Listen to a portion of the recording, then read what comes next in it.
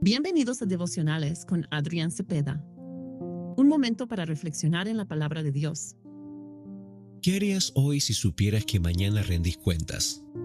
No de las cosas grandes, esas que todos vemos y reconocemos, sino de lo pequeño, de cómo usaste las horas de este día, de qué hiciste con lo que se te dio, de si esa persona que necesitaba algo y estuvo cerca de vos, la viste o la pasaste por alto.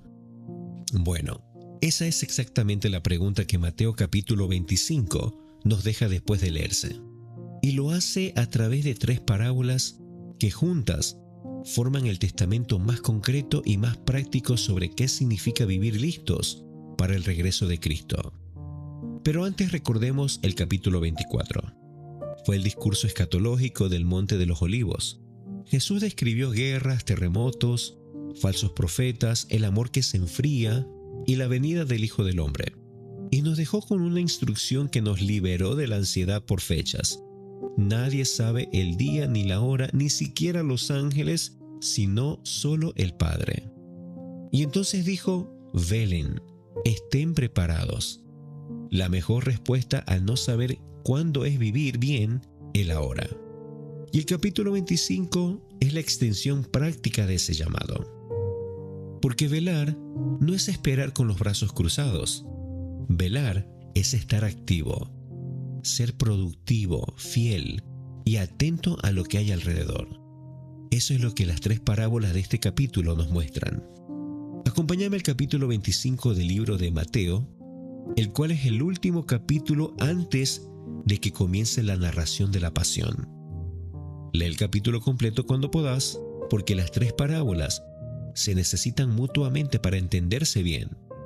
Por ahora detengámonos en los versículos que son el corazón del devocional del día de hoy. Empecemos en el versículo 13. Es el cierre de la parábola de las 10 vírgenes, 5 sabias que tenían aceite para sus lámparas y 5 insensatas que no lo tenían. Cuando llegó el esposo a medianoche, las que no tenían aceite fueron a comprarlo. Y cuando volvieron, la puerta ya estaba cerrada. Lee conmigo el versículo 13. Estén atentos, porque ustedes no saben ni el día ni la hora en que el Hijo del Hombre vendrá. Nota que el problema de las insensatas no fue ignorancia, sino imprevisión. Sabían que el esposo vendría, lo tenían claro. Simplemente no se prepararon. Ahora pasemos al versículo 21. Es el versículo central de la parábola de los talentos y quizás una de las frases más esperanzadoras de todo el Evangelio. El siervo que recibió 5 talentos los duplicó y su señor le dice: bien, buen siervo y fiel, sobre poco has sido fiel, sobre mucho te pondré, entra en el gozo de tu señor. Cuando leas este versículo, imagínalas dirigidas hacia vos. Bien, buen siervo y fiel.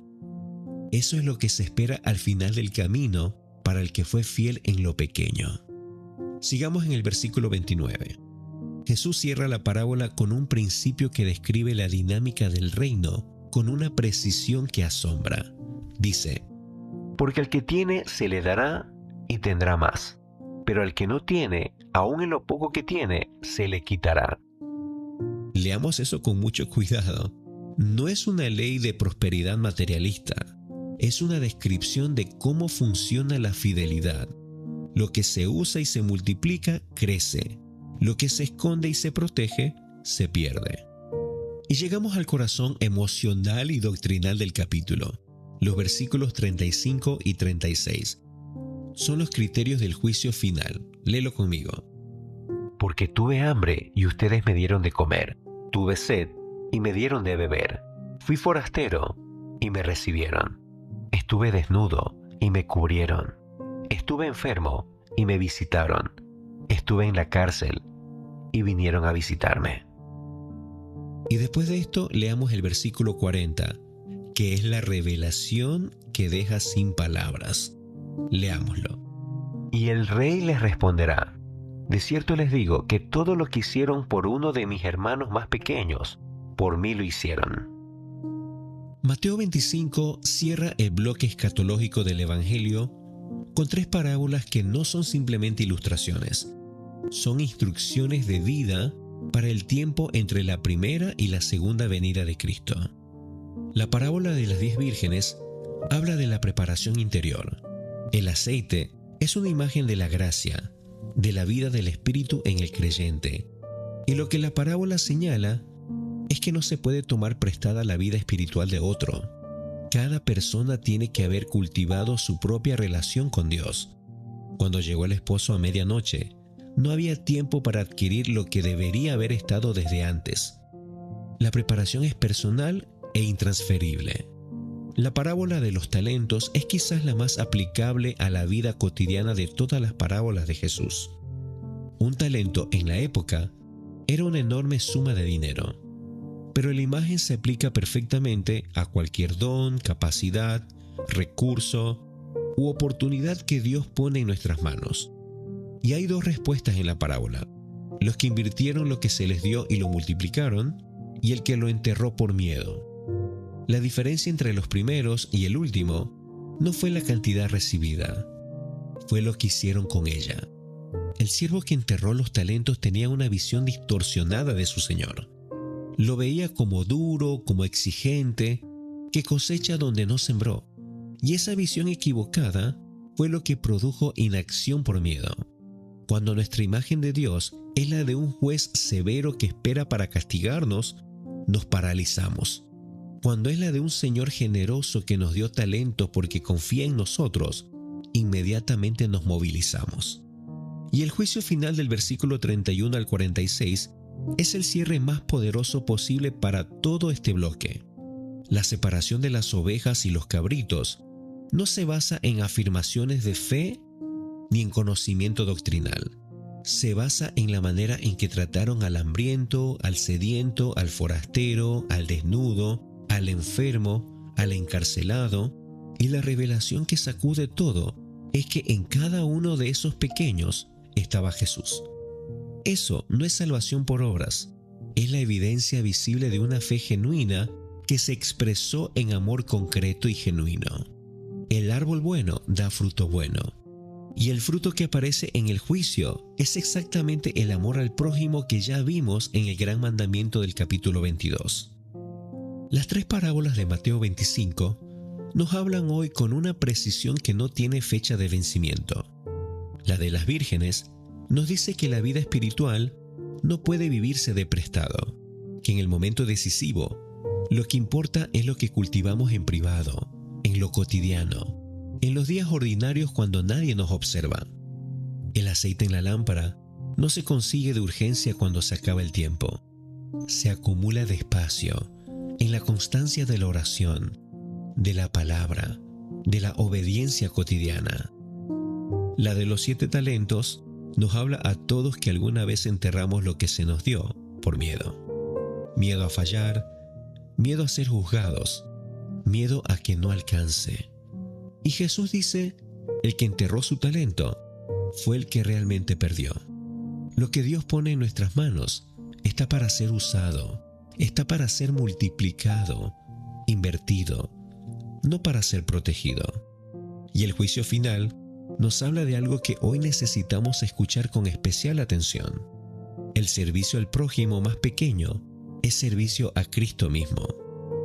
En una época de individualismo y de desconexión, donde es muy fácil vivir rodeado de necesidades sin verlas, Mateo 25 nos dice que cada persona en necesidad que está en nuestro radio de acción es una gran oportunidad de encontrarnos con Jesús. Y cada vez que la ignoramos, lo ignoramos a Él. Hay 3 preguntas para hacerse antes de que termine este día. Primero, ¿estoy cultivando mi vida espiritual de manera suficiente como para que haya aceite cuando llegue la medianoche? Segunda, ¿hay algún talento, don, capacidad, oportunidad que enterré por miedo y que hoy puedo empezar a usar? Y tercera, ¿hay alguna persona pequeña, invisible, necesitada, que está cerca de mí y que hoy puede ser el lugar donde yo encuentre a Jesús? Mira, son 3 preguntas, pero una sola dirección: la fidelidad en lo pequeño que define quiénes somos en lo grande. Ora conmigo. Amado Señor, hoy este capítulo nos mostró 3 cosas que necesitamos: preparación interior, fidelidad en lo que se nos dio y ojos para ver al pequeño como sos vos.